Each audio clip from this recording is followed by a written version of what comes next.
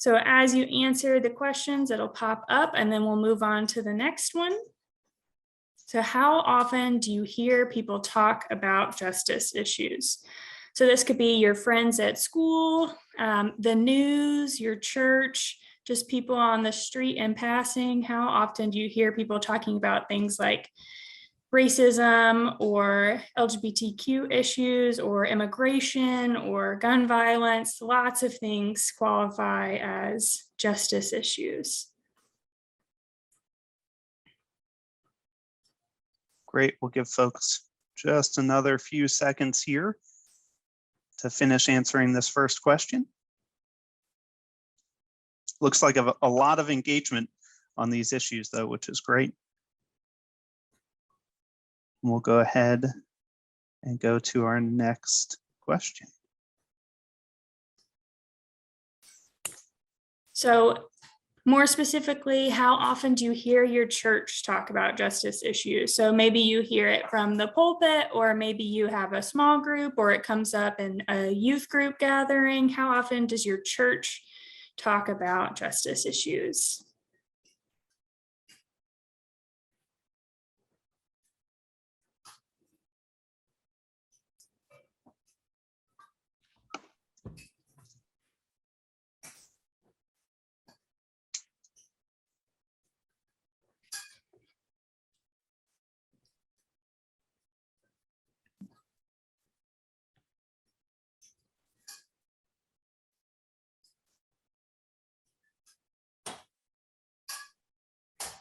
We'll give that another few seconds here to finish getting your answers.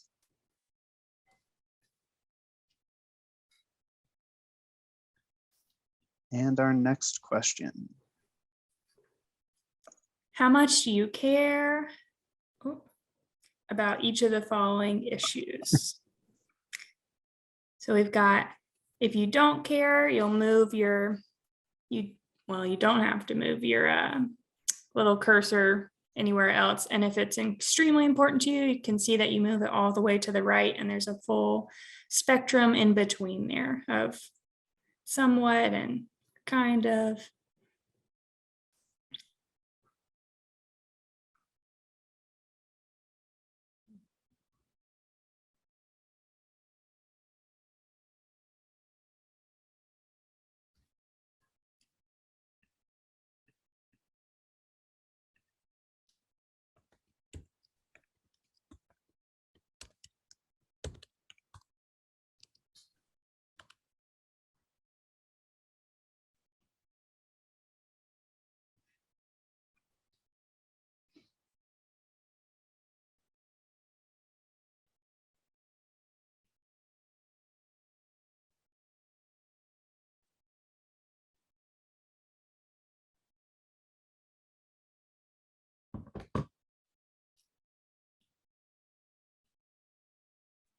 We need a little music in the background. So just imagine the band playing as we keep going through Menti. You definitely don't want me singing, so we'll give a couple more seconds. Chris sang a lot at camp this summer. Great songs. Looks like all of our issues are fairly even, actually, mostly in the 3.6 to 4.6 range. Great, we'll go to our last question. And finally, which topic do you wish your church would talk more about?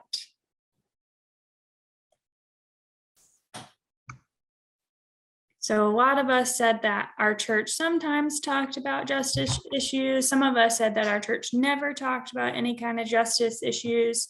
So what do you wish? But it looked like most of the justice issues were pretty important to us. So which of those issues do you wish that your church would talk more about?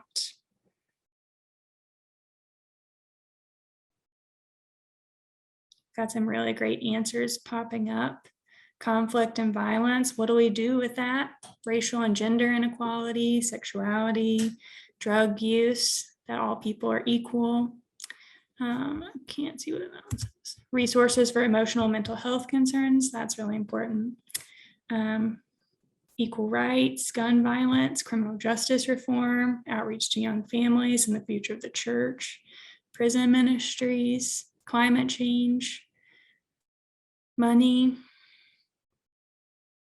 LGBTQ+, help and recovery, conflict and sources of disagreement, other cultures.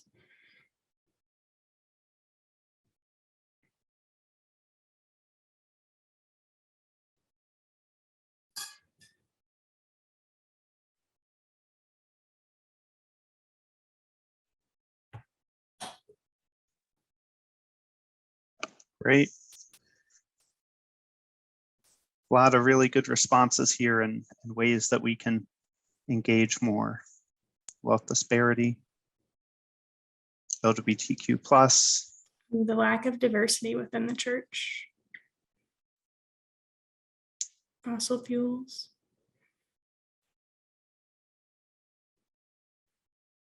real feelings. Excellent. We'll give this just a few more seconds here.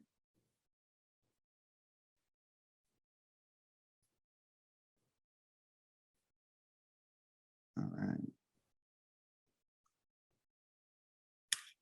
Great. Thank you so much, everybody, for taking the time to answer some of those questions and to think deeply about what the church could look like and what the church should be talking about and thinking about. It feels like a lot of times there's kind of a disconnect there, which is really unfortunate, that what we say the church, yeah, this is really important in the world, like the church should talk about it, and then we don't ever really hear about it very often in our individual churches. Luckily, the United Methodist Church broadly, like capital C church, has stances on all of these issues. And so Neil is going to walk us through something called the social principles. And we're going to start with a quick little quiz here. So we're going to use Menti again. And this is going to begin to get us into this topic. And so I'm going to go ahead and share my screen again. And this one is actually going to be done as a quiz. So if you've done Kahoot before, it's going to be really similar to that. So you're going to create a name for yourself. The code for this is at the top again. It is 4983506. So you can kind of create your name there. And what will happen is we have 5 questions. And as the question comes up and the answers appear, the faster you answer, the more points you get if you get it correct. Okay. So we're going to give folks a little bit of time here to join in so we get as many players as possible for our quiz.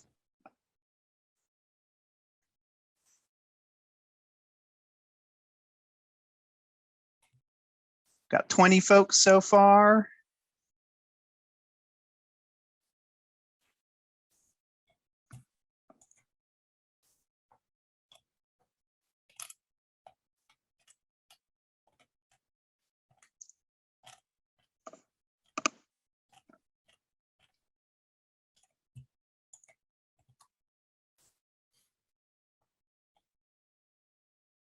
Just a few more seconds here to let our last folks join in the game.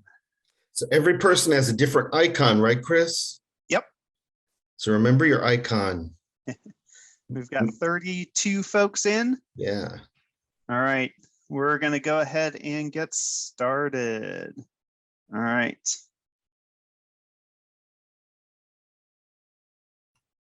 Oh, don't have. Oh, here we go. All right. Okay. So answer fast to get more points. The social principles are United Methodist Church law, part of the U.S. Constitution, the call to faithfulness and social engagement, never changed. 2, 1. The correct answer, yes, a call to faithfulness and social engagements. Excellent. And we should have a leaderboard. All right, excellent. JDS is in the lead after our first question. Get ready for the second question. Oh.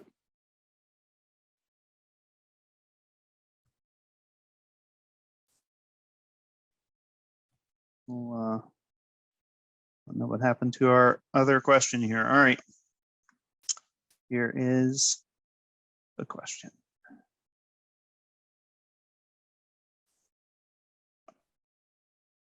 The group who determines the social principles is General Conference, Jurisdictional Conference, Annual Conference, the Council of Bishops. 5 seconds.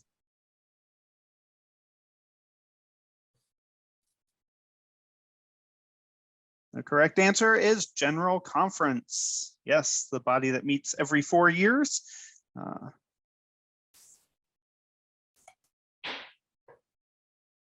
leaderboard.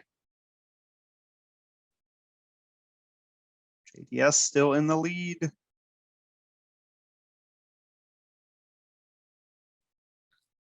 Question 4.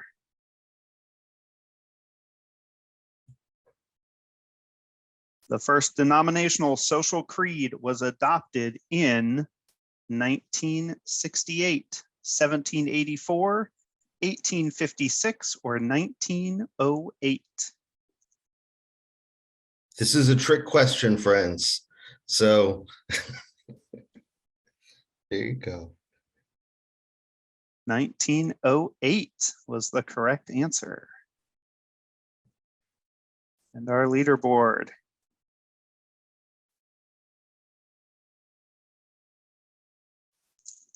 Looks like Peggy's going to jump into the lead. All right. I think one of our questions had disappeared, so I think this is our last one.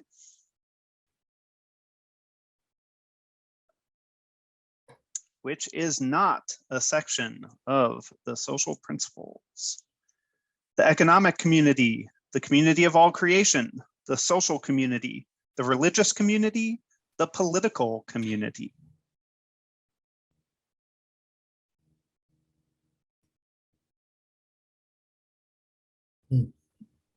The correct answer is the religious community is not a section of the social principles.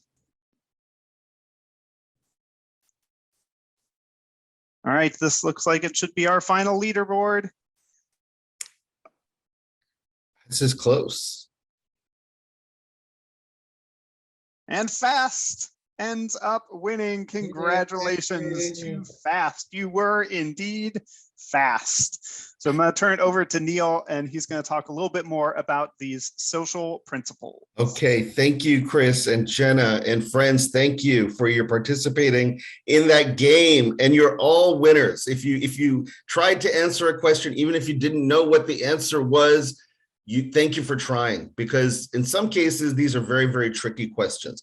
So what I'm going to do is a little bit of a screen share. We're going to go into a few of the social principles that really build on what you all said you care about. And we're going to take a chance. We're not going to go into small breakouts, but we have about 56 people at least that are on this session. And I'm going to go on faith here that once we go into a couple of these social principles, if you have something that you'd like to share really briefly, okay, about a thought about one, a first thought about a specific social principle, that we want to give you space to be able to share. So this is really about what you think, what you feel, and how you're hearing God speak to you through the social principles on what the church ought to be doing in the world. How do we live out our faith? How do we live out the gospel? How do we really practice what Jesus practiced? And so we're going to do a little bit of screen share, and going to take a look at some of these social principles. Okay. And we're going to go fairly quickly, but like I said, if you've got something to say, this is your time. And so we're going to invite you just to unmute yourself and to respond to some of the social principles as we go through. We're not going to go through all of them, but the ones that, at least for today, really feel like they're the right ones that we ought to talk about. And if you're interested in hearing more about the social principles, just be in touch with us and we can have a much, much longer conversation. with your youth group, with your youth, with your congregation, in whatever way that will work best for you. But two comments before we start. One is the social principles are not church law, but they're intended to be persuasive in the best of the prophetic spirit. So when we think about the prophets, we think about Micah and Isaiah, we even think about Jesus. It's like, what is the world that God intended for all people and all of creation? For young people, older people, people living with disabilities, people who are from different cultures and religious backgrounds, people from different economic backgrounds. So what does it mean for all people? So the social principles try to reflect the best of that prophetic spirit and vision that's in the New Testament, the Old Testament, the whole gospel, really, the whole good news, from the very beginning to the end. The second thing is that the social principles, while they're not church law and are meant to be prophetic, best of the prophetic spirit, they're meant to persuade us. What does that mean? It means we may not agree with everything that's said, and that's okay. We can be faithful United Methodists and still not agree. But can we disagree in love, and can we learn to be in conversation with each other, knowing that God is not yet finished with us, and that God will work with us and work with our sister or brother, our siblings, so that we can get to the place where God wants us to be together, not on our own, but together. So there are several sections to the social principles. One more thing I'll share with you before going to the specific ones. There are the social principles, there's one set. And so United Methodist Church is about 12 million people globally, just under 12 million people. We sing different hymns. Today and last night, we had great worship. We worship differently. We hear the same scripture, but we interpret it a little bit differently based on where we live. We have different languages we speak in the United Methodist Church. We're located in at least 50 different countries in the United Methodist Church, but we have one set of social principles. It's like the one thing that's constant, in my opinion, in the United Methodist Church is our social principles. They don't change. The only time they change is when the General Conference comes together. Just those 1,000 delegates come together every 4 years and discern what changes do we need to make to be relevant to where God is leading us today. So I think that's important to remember. So they're not church law. They're meant to persuade us. They're meant to help us with dialogue with each other and live out our faith, but they're global. So the same social principles that are practiced in Zimbabwe or in the Philippines are the same social principles that are practiced in the Baltimore-Washington conference. I think that's really important for us to remember as young people. And we're going to go right into a couple of these. The first one is the rights of young people. And this one I think is really, really important. I'm not going to read the whole thing to you, but I want to highlight what's in blue, and blue is there for WAVE. We call on church and societies to support and advocate for the well-being of all children, all young people, for their safety, nurture, agency, education, and participation in church and community life. And then there's a couple of things here that are really important in this one social principle on young people I want to highlight to you and then open it up to you for a minute.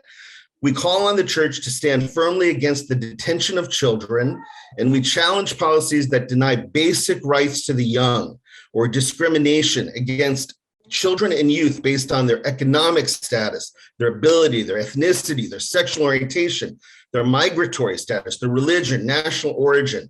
And so I'm going to ask you all, if you feel called, unmute yourself, and we'll take a couple, like one or two, and possibly three voices.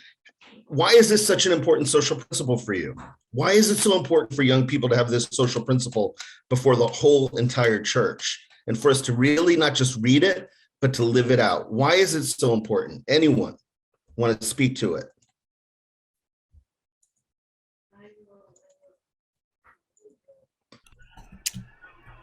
I feel it's important because as we look at the future of the church, and we say that our youth, young people are the future of the church, but often they're not given the opportunity to be able to be cared for so they can become the future of the church. A lot of times they feel that they are on the outside. All right. Thank you, my sister. Thank you. Often young people feel like they're on the outside, when in fact, the church, that there ought not to be an outside to the church in the first place. And young people and youth ought to be, in my opinion, at the very center of the church.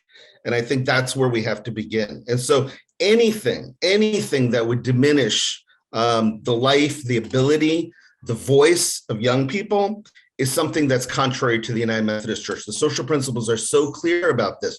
We want to advocate for the well-being of all young people, all children, safety, education. So it's not just even our attitude, but there are specific policies, there are practices that we want to practice in public. So our faith is not just private, it's never private. It's always personal, but the personal expression is in the public sphere. Right? So it's education, basic rights, regardless of who you are, whatever your sexual orientation, whatever your migration is, your immigration status, whatever your religion or national origin. Peggy, go ahead, speak to it.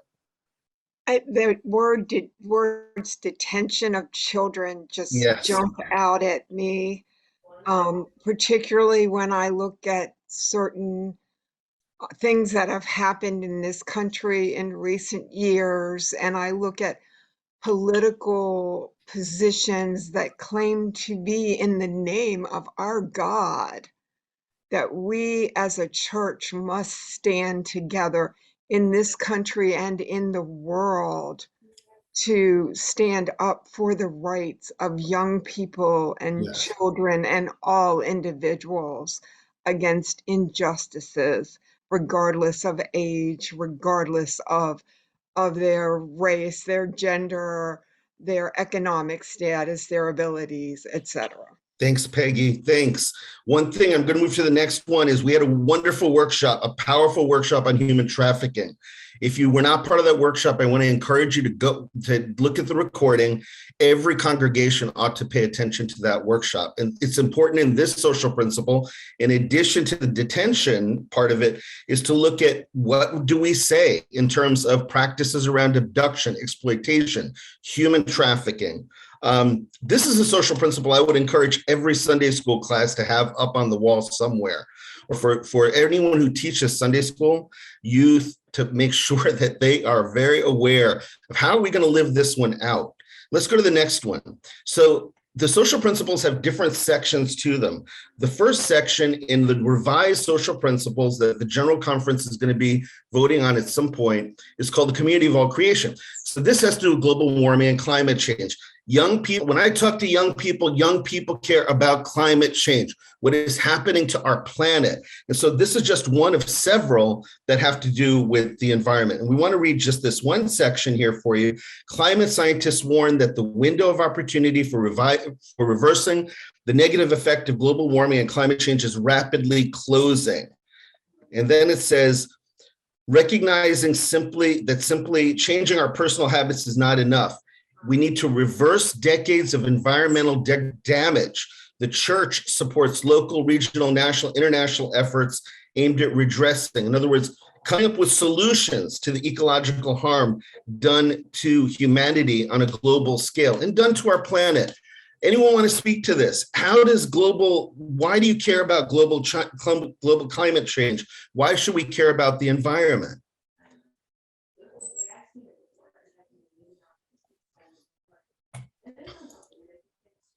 Because to me, the environment is also part of the world. And like, since we live in the world, it's something that we need to be concerned about. Thank you. Thank you. I believe God wanted us to be stewards of his world. He gave us dominion to take care of this world, and we need to be good stewards. So to be good stewards, we all need to take care of the wonderful creation that he gave us. Thank you. Locust UMC, raise their hand. Go for it, youth. Locust UMC.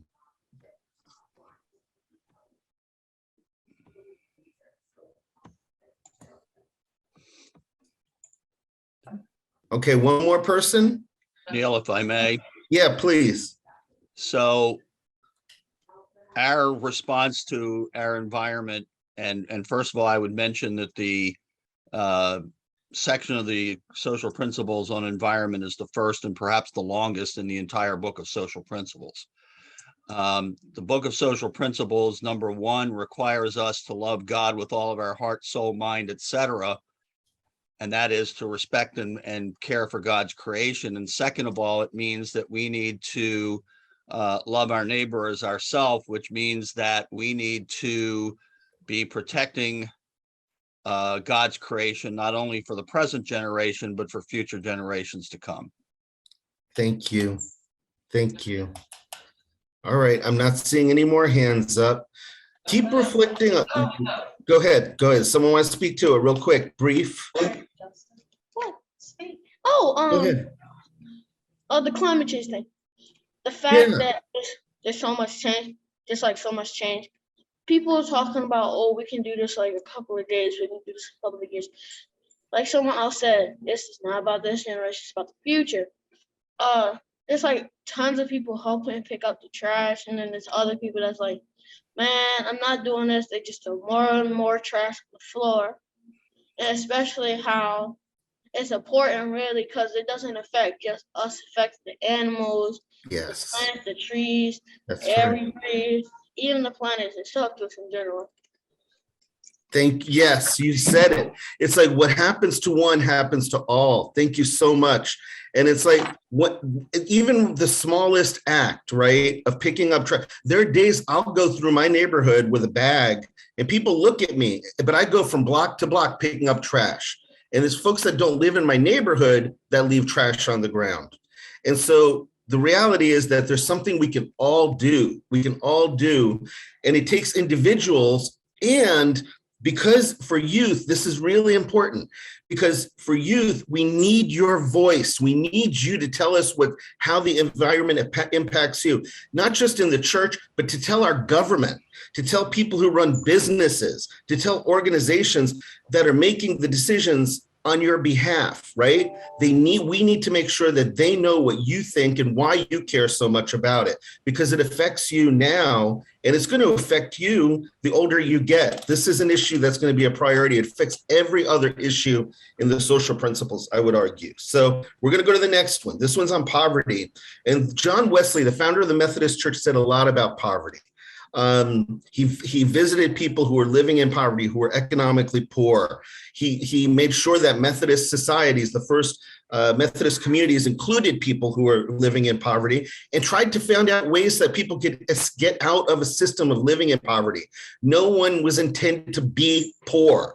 And so what does the social principles say? And I'm not going to read the whole thing. I'm just going to read this section here that's highlighted. It says, we further lament the multiple causes of poverty, such as war, famine, disease, and desertification. So whole parts of our land becoming made a desert where it can't grow food anymore, right? Can't grow crops anymore. We reject religious teachings that view the accumulation of wealth as a sign of God's favor and poverty as a sign of God's disfavor. So we reject the idea that, like, especially in the church, as Christians, United Methodist Christians, that people would be treated differently based on how much money they have. That is contrary to what the gospel says. And so the social principles are really clear on this. This is part of what it means to be a United Methodist. And last piece I'm going to read, we reject preferential treatment in the church based on wealth and income. So I'm going to ask you all, youth especially, what can the church do to respond to poverty? What can we do to making sure that people have some economic security so that they have enough food to eat, that they have enough of a safe home to be in, that they can be in schools where they actually can learn, right? What's one thing the church can do to respond to poverty that's in line with the social principles? What do you all say?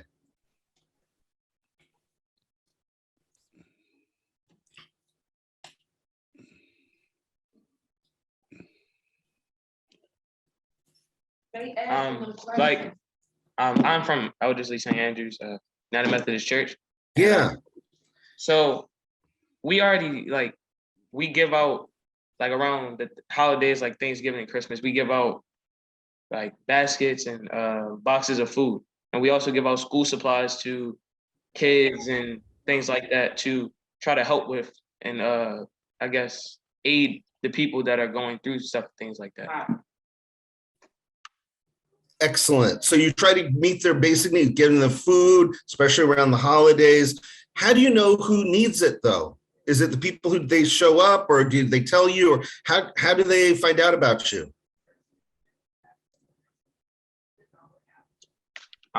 We tend to reach out to schools and also social services to figure out the people that actually need it.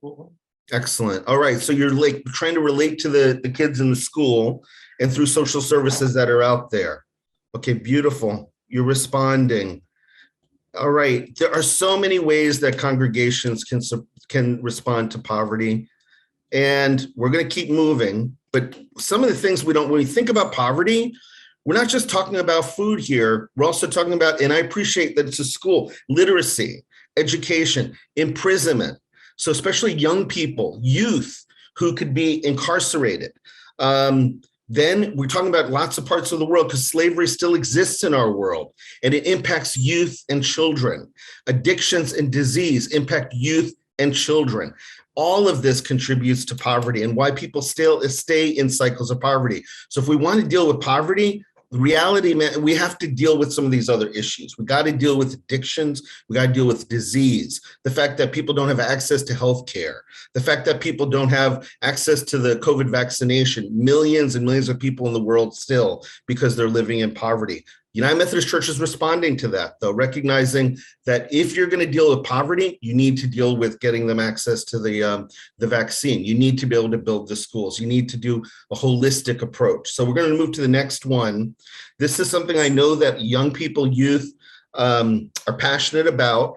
This is actually a new social principle. United Methodist Church is always, at least on the books, said we oppose slavery, but there's a new social principle that's going to be passed by the General Conference, God willing, on human trafficking. And what does it say? It says human trafficking entails the buying and selling of human beings for purposes of forced or indentured labor, including private and commercial sexual exploitation. And again, there was a great workshop that focused particularly on sexual exploitation and trafficking of youth. And I want to encourage you to go back to it.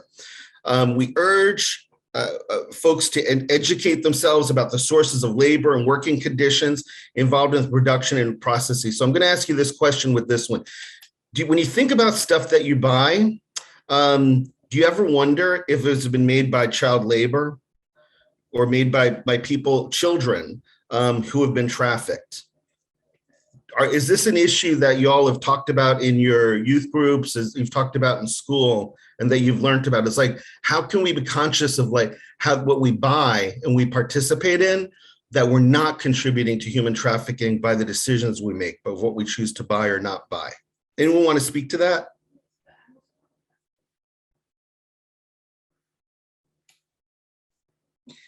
And if not that directly, why is this such an important social principle? Why do we have it? Why is it so important?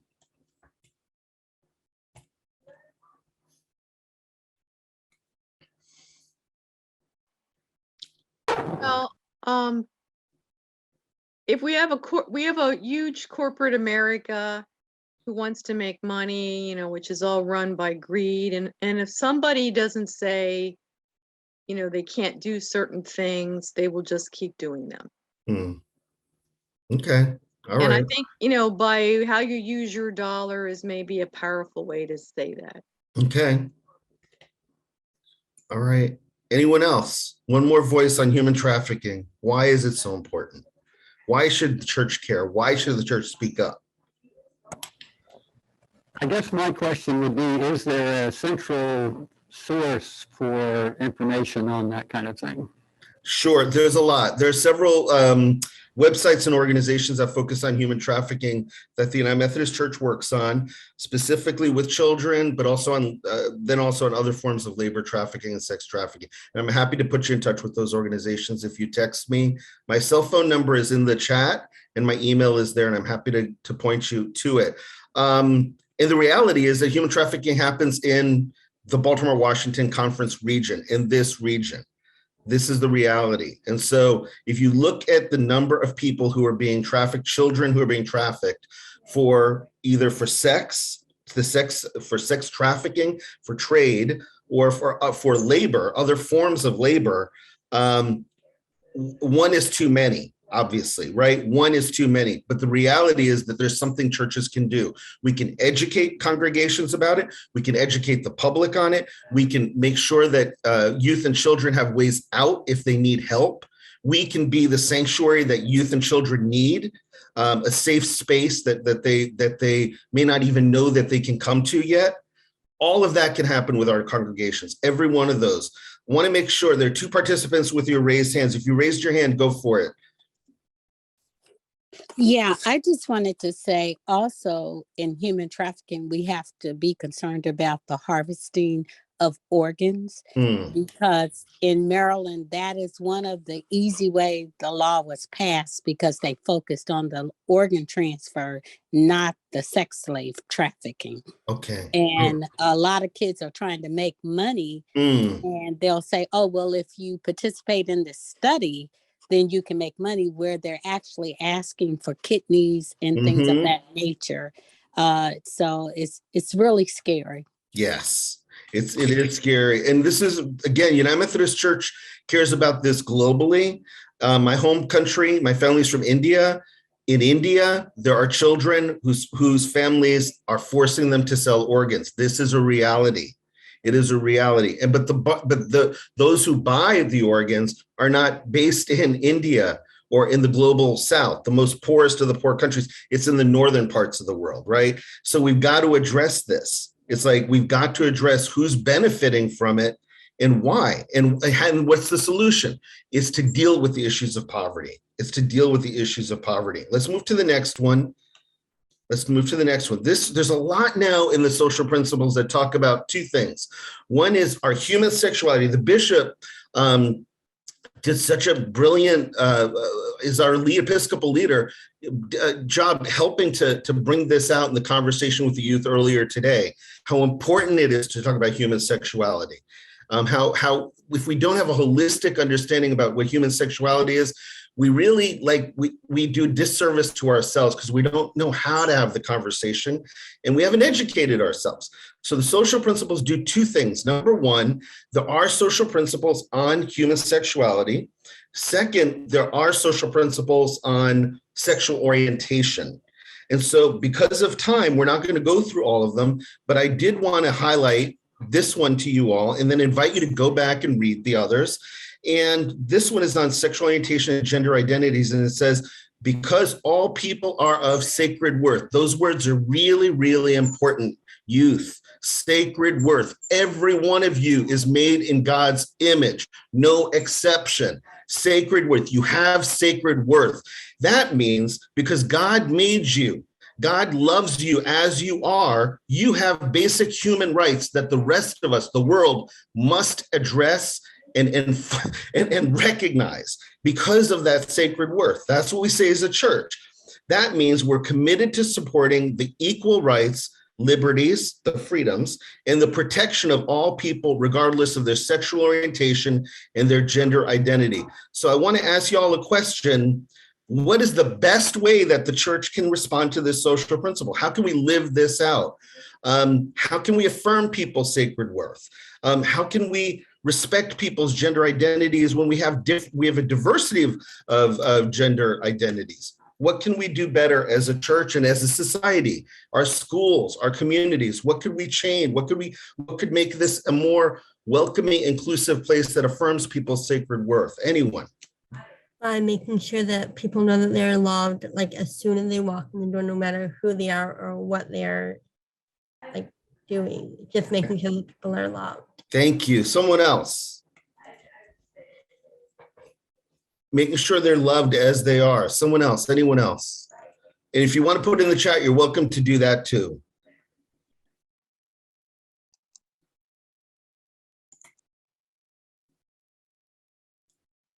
Okay. And we can come back to all of these. I'm not gonna, if you don't want to comment on it right now, that's okay. This is okay. But I'm going to give you one more chance. Anyone want to speak to it? Okay. I think the really important part of this social principle is basic human rights. All of us have human rights, regardless of our gender identity. And Let's go to the next one, addictions. This is a reality for no matter how young you are or old you are, the reality is that addictions happen. And I'm going to ask you to reflect on this. Think about a person you know who is living with an addiction. It could be some form of substance abuse, could be gambling, but some kind of an addiction in a relationship you've had with them. How were you able to support them? How did it affect you? How did it affect you? And if it did affect you, where did you get the support that you needed? So just reflect on that. This is what the social principle says. Substance abuse refers to the devastating, so the harmful, psychological and physiological, so what happens in our body, effects of dependence, and to the broader social consequences of abuse.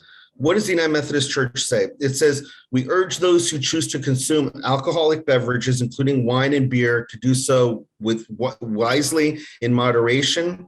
But it also says that it calls us to a place of abstinence, meaning not to use harmful substances, to safeguard ourselves so that we are whole in our mental, physical, and spiritual well-being. We recognize that substance abuse is excess. And so what's one thing the church can do to respond to people who are living with addictions? How can we show God's love and the sacred worth of all people who are living with addictions? Treat them like they're human. Treat them like they're human. Thank you. And I think we have to recognize, I think this is a little dated in some of the references to addiction. It focuses a lot on drinking. And I think I think we've grown aware. You mentioned gambling, but I think we look today at gaming. It's hard to get off. And a lot of the things that have come along in the computer age that are excessively addictive and harmful in the same ways that other addictions are. And a lot of times people of my age don't necessarily, we just are blind to the impact of it until it really reaches an extreme of danger. Okay, thank you. And there are more social principles. It's just because of time, we're not going through them all, but there is a social principle that talks about opioid addiction. There is a social principle that talks about media violence and addictions related to what's going on through social media. And so I want to encourage you to take a look at those after our session. We're going to go to the next one, bullying. And because of time, we're going to go a little bit faster, and then we're going to open it up so that if you have comments on any of them, they're there. Bullying. This is a new social principle. We decry all forms of bullying. What is bullying? It's unwanted and aggressive behavior toward children and youth and adults, including verbal taunts, physical violence, emotional manipulation, and social intimidation. So youth, I want you to think about this one, reflect on this. Where is it that we have experienced bullying? Who is it that we went to for support? How is it that we were a support to others? And then if we're really honest with ourselves, where is it that we have participated through our own actions in the bullying of others? Whether it's verbal taunts, physical violence, emotional manipulation, social intimidation. It's a reality. This is a reality, and it's a global reality. And it has it can have long-term traumatic impacts, both on our mental well-being, our physical and emotional well-being. And so how can the church be a place where bullying is not tolerated, but also we're promoting what it looks like to be a culture where bullying would not exist, right? What can we do so that bullying will not exist anymore in our churches, in our schools, in our society? And then I'm going to move to the next fairly quickly because of time. Colonialism. This is a social principle that's new. And this is a word that if in school you learn about, but you may think, well, colonialism is something that happened 200 years ago, 250 years ago. But the United Methodist Church is dealing with issues of colonialism today. What does it mean to look at the history of colonialism? So what we say here in the social principle is it refers to the practices of establishing full or partial control of whole countries, tribes, and people through conquest and exploitation.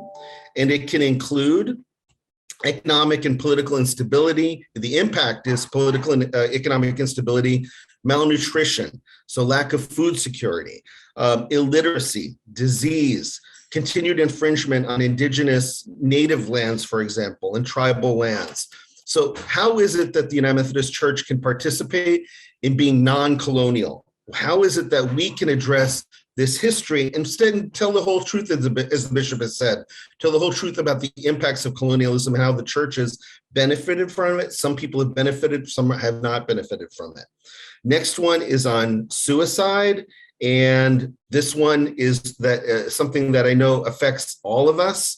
You may know someone who has contemplated suicide. You may know someone in your family or your friends. What does the United Methodist Church say about suicide? We recognize the motivation for suicide, that oftentimes it is ultimately based on depression. It can be related to substance abuse, mental illness and wellness. And then globally, people who don't have enough work, people who've been forced to migrate, immigrate against their will. They've been displaced, or cultural oppression, other forms of violence. Well, what does the United Methodist Church say? It says that we believe suicide does not bar people from God's grace, which is all sufficient. Nothing can separate us from the love of God in Jesus Christ. That is what the United Methodist Church says about suicide. And I am now just going to go really quickly. I see a hand up with Constance. Go for it.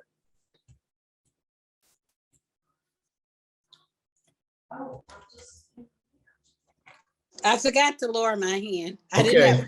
All right. Because of time, I think Chris pulled us back. We have a few more, but we could keep going on and on. Yeah. Thank you so much, Neil, for doing a little deeper dive into some of the social principles. You know, as I was working on trying to kind of put together that Menti quiz, I was trying to actually create a question that would be trying to get at what's a topic that isn't covered in the social principles. And it was really hard to try to find something. They really do cover just a whole host of different issues. And so I did share in the chat earlier, you can go to the United Methodist Church and Society's website. You can find the full social principles there. And if there's an issue that you are passionate about, chances are the United Methodist Church has something to say about it. And so I'd encourage you to dive into those and read about those issues that you're really passionate about. We want to wrap our time here by talking about a few opportunities that you have coming up to begin to engage in this work. There are some openings on some boards that we have where you can start to have your voice heard. There are some upcoming retreats that are being planned, looking at social justice issues. And then I want to start by talking, of course, about summer camp, because I'm director of retreat and camping ministry. And you may be thinking, well, how does that tie into justice? And when I think about retreat and camping ministries, I like to use this saying that when someone comes to our facilities, I hope that they grow in their love of God, self, neighbor, and nature. And so coming to camp and having experiences on retreats and at summer camp is building that foundation. You know, here at WAVE, our speaker was talking about how we kind of learn to love ourselves and the way that God has created us. And I think camp is such a powerful place to do that. And so here in the Baltimore-Washington Conference, we have 3 different sites. We have Camp Harmison that's located out in Berkeley Springs, West Virginia, and they have a wonderful, beautiful retreat space. They also host a program called Camp Joy that is a mission-based program where they actually come, young people come from all around and actually do mission work in the local community, things like fixing up homes and whatever needs there are in that kind of local community around Camp Harmison. We have Manidokan Camp and Retreat Center, which is located out by Berkeley, or out by Harper's Ferry, West Virginia, but on the Maryland side of the Potomac there. It is a beautiful site, 400 acres there overlooking the Potomac River, and it's absolutely gorgeous. They have summer camps and year-round retreats as well. And then, of course, we have the West River Center where I'm located. We're south of Annapolis. We have a little over 40 acres there. And again, we offer programs year-round. So there's summer camp, both residential and day camp programs, as well as opportunities for retreats for all sorts of different groups that come out. And so coming to camp really can give you that great foundation to transform the world in those areas that you're really passionate about. And that's what we're called to do as Christians and as United Methodists. And so I encourage you to come and be a part of our summer camp programs. Our registration for summer camp opens on February 1st, and you can go to our website to find all of that information. And it is bwccampsandretreats.com, and hopefully someone will throw that in the chat there for me so you can find the links, but registration is going to be opening up soon. And the other great thing that is an opportunity for young people through our retreat and camping ministries is to grow as leaders. We offer both summer camp programs that are leadership development.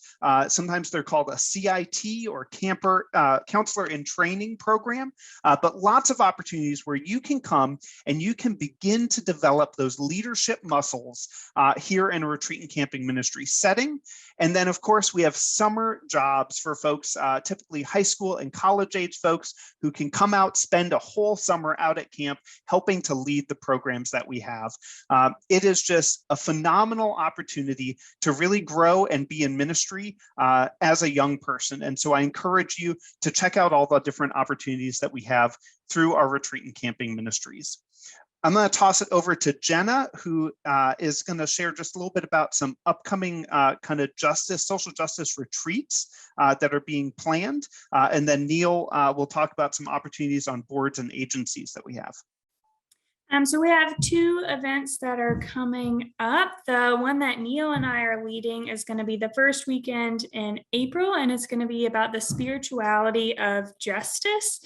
So we'll host that at West River, and it'll be for youth groups or individual youths to come out and hear more about how they can get more justice work into their lives and how to make doing justice part of their spiritual lives as well. And then we also have, if you're interested in bigger ways to serve in the church, ordained ministry, lay servant, different paths that church careers, Christian ministry can look like. We're having an event at Wesley Freedom on, that's February 5th, right, Neil?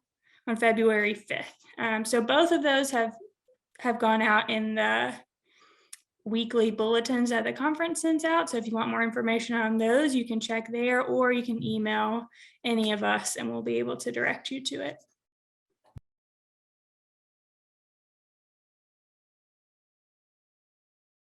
You're muted yet, Neil. Apologize. The only thing I would add then is the resources that are in the general church. I would encourage people, if they're interested, there are many, many resources, including everything for youth groups, material, short courses that's produced by Young People's Ministry at the General Board of Discipleship. Also, opportunities for youth when they get a little bit older that are interested in internships through global ministries or through Church and Society. And even if a little bit older, we are going to be starting an internship program for college age students in the Baltimore-Washington conference. So you'll be hearing more about that very, very soon. So a lot of opportunities for youth and young people in the whole church. And be in touch with any of us if you'd like a little more direction. Awesome. Thank you so much, Neil. So we hope that this has been an informative session here for you and has encouraged you to get involved in justice issues that you are passionate about here in our local communities, because that is part of who we are called to be as Christians and United Methodists. I'm going to turn it over to Jenna to wrap us in prayer and send us on for our evening. Let's pray. Gracious and loving God, thank you for the chance to gather together from youth all across the conference to be here and to be able to talk about what it means to do your will, to not just believe in our hearts, but to put that faith into action in the world in many different ways. God, we give you thanks for a church that is concerned with the well-being of others and for our just relation to those people. May we be guided by the social principles to act in the world, to be the hands and feet of Christ for a world in desperate need. God, continue to be with us, to guide us as we urge the world a little closer to what your kingdom looks like. Grant us traveling mercies if we are traveling from our churches, and be with us all as we continue to grow in our love of you. In your name we pray. Amen.